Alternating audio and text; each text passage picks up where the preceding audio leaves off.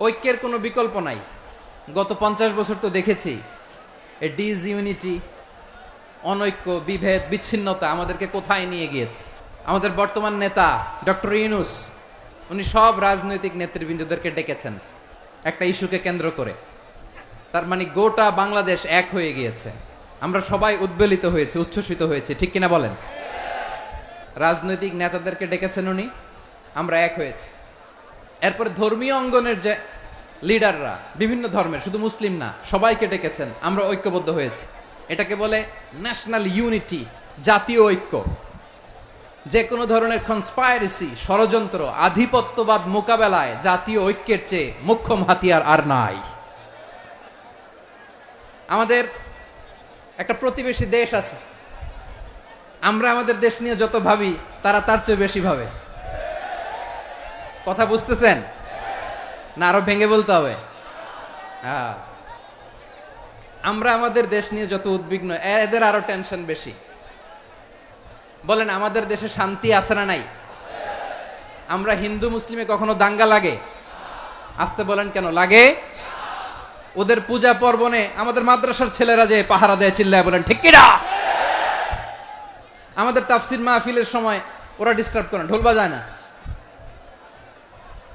ওদের পূজা পর্বণের সময় আমাদের তাফসির মাহফিলের ডেট হলে আমরা চেঞ্জ করে দেই। সুবহানাল্লাহ, কি সাম্প্রদায়িক সম্প্রীতির রোল মডেল। আর ওই বাংলাদেশের ব্যাপারে তারা অনেক ডিসইনফরমেশন ছড়াচ্ছিল।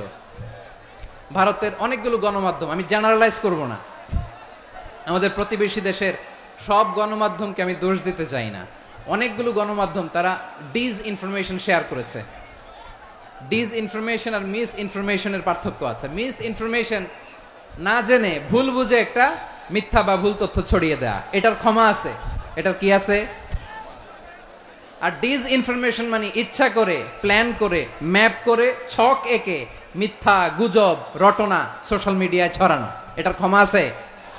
আওয়াজ করে বলেন, ক্ষমা আছে? ভারতের কিছু গণমাধ্যম তাই করেছে। আমরা ব্যথিত হয়েছি, আমাদের হৃদয়ে রক্তক্ষরণ হয়েছে।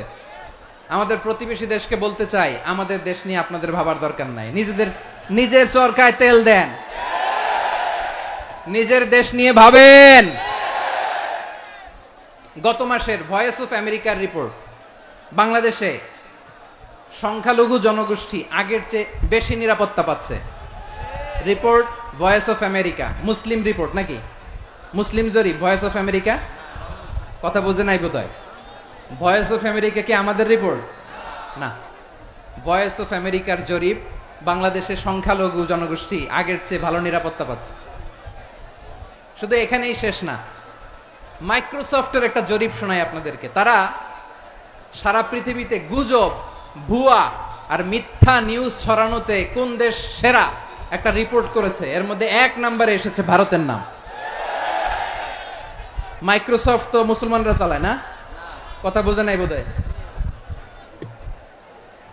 প্রতিবেশী দেশকে বলবো, আপনারা নিজের চরকায় তেল দেন, আপনারাও শান্তিতে থাকেন, আমাদেরকেও শান্তিতে থাকতে দেন।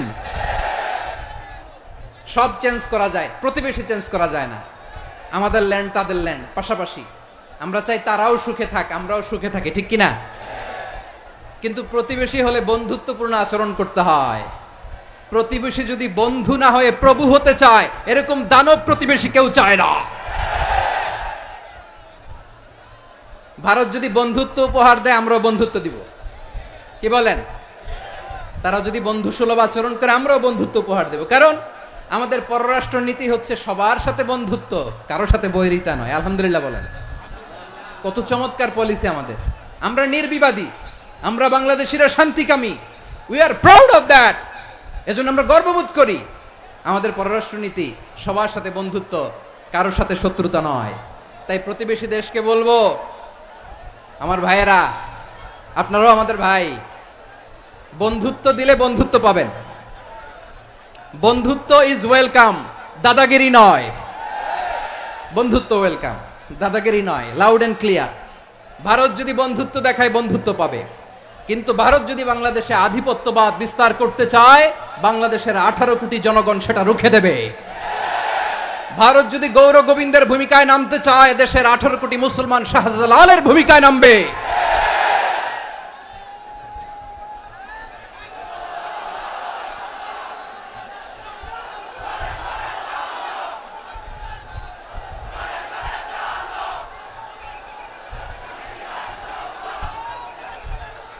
প্রিয় ভাইয়েরা, আমরা বন্ধুত্বে বিশ্বাসী, শত্রুতায় নই, ঠিক কিনা বলেন?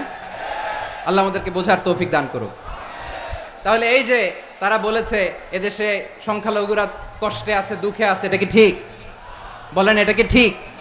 না, তারা ডিস ইনফরমেশন শেয়ার করেছে, এটা ঠিক নয়। আমার প্রতিবেশী বন্ধু রাষ্ট্রকে বলবো, আপনারা এটা করবেন না, এটা করবেন না। আমরা শান্তিতে আছি, আপনারাও শান্তিতে থাকেন, আমাদেরকেও শান্তিতে থাকতে দেন। এই যে চিটাগাংয়ের অ্যাডভোকেট আলিফ হত্যাকাণ্ডে গোটা বাংলাদেশ আমরা ধৈর্যের পরাকাষ্ঠা দেখিয়েছে, চিল্লায় বলেন ঠিক কিনা? আমাদের নেতা আমাদেরকে ডেকেছে, আমরা শান্ত থেকেছি। আমরা শান্ত থাকতে চাই, আমরা ঐক্যবদ্ধ থাকতে চাই। যে কোনো ষড়যন্ত্র রুখে দেওয়ার জন্য ঐক্যবদ্ধ প্রচেষ্টার কোনো বিকল্প নাই। তাই আজকের আলোচনার ছোট্ট একটা টপিক আমি শিরোনাম ঠিক করেছি, আমাদের জীবনে, সমাজ জীবনে, ধর্মীয় জীবনে, রাষ্ট্রীয় জীবনে ঐক্যবদ্ধ থাকার গুরুত্ব। এবার আওয়াজ করে পেকুয়ার ভাইয়েরা বলেন, আমরা ঐক্যবদ্ধ জীবনযাপন করতে চাই কি চাই না? আল্লাহ তাআলা সে নির্দেশনাই দিচ্ছেন।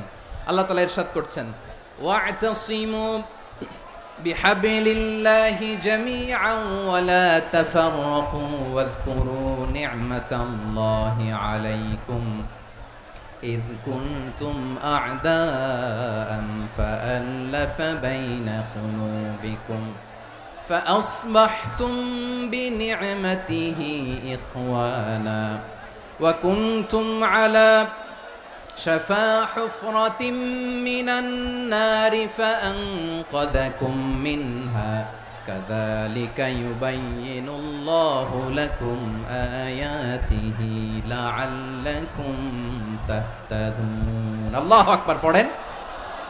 আল্লাহ বললেন, ও গোলামেরা শোনো, ওয়া'তাসিমু বিহাবলিল্লাহি জামিআ, ও আমার গোলামেরা সবাই মিলে আল্লাহর রশিকে আঁকড়ে ধরো। আল্লাহর রশি হলো ইসলাম, আল্লাহর রশি হলো কোরআন। আল্লাহ বললেন কোরআনকে আঁকড়ে ধরো, ইসলামকে আঁকড়ে ধরো। একা একা আঁকড়ে ধরলে চলবে না, জামিয়া, সবাই মিলে আঁকড়ে ধরো। এই আদেশটা আমাদের জন্য দান করেছেন কে? আল্লাহ তাআলার নির্দেশ, ওয়া'তাসিমু বিহাবলিল্লাহি জামিআ, সবাই মিলে আল্লাহর রশিকে আঁকড়ে ধরো। হাবলুল্লাহ মানে আল্লাহর রশি। হাবলুল্লাহ মানে কি? রশি। এই হাবলুল্লাহ আল্লাহর রশি বা আল্লাহর রজ্জু দ্বারা উদ্দেশ্য হচ্ছে ইসলাম। আল্লাহর রশি দ্বারা উদ্দেশ্য কি? তাফসিরে অনেক ব্যাখ্যা এসেছে। এরকম পরিস্থিতিতে তাফসিরের সূক্ষ্ম সূক্ষ্ম বিষয়গুলো আমরা শোনাতে চাই, কিন্তু পরিবেশ হয়ে ওঠে না। আল্লাহর রজ্জু বা আল্লাহর রশি দ্বারা উদ্দেশ্য হচ্ছে ইসলাম।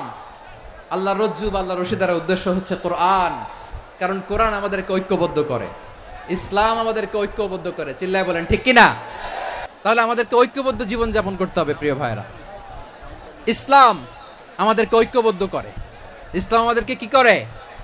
সংঘবদ্ধ করে, ঐক্যবদ্ধ করে। বিচ্ছিন্ন হওয়া যাবে না। বিরোধ, বিচ্ছিন্নতা, মতানৈক্য, এগুলো আমাদেরকে ধ্বংস করে, আমাদেরকে দুর্বল করে। আর আমাদের ঐক্যবদ্ধ প্রচেষ্টা আমাদেরকে বিজয়ের দিকে এক ধাপ এগিয়ে নেয়। চিল্লায় বলেন ঠিক কিনা?